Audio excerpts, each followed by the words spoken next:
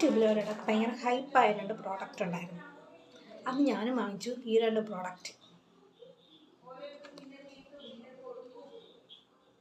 ഇതിൻ്റെ റിവ്യൂ ആണ് നമ്മളിന്ന് പറയാൻ പോകുന്നത്.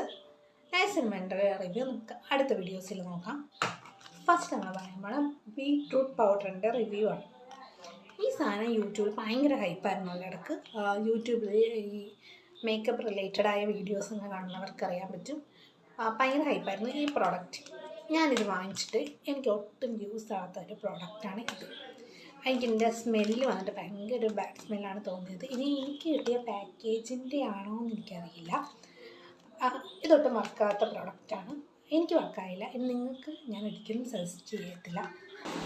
ഞാൻ ഈ പ്രോഡക്റ്റ് വാങ്ങിച്ച ഡീറ്റെയിൽസ് കാണിച്ചു തരാം കേട്ടോ.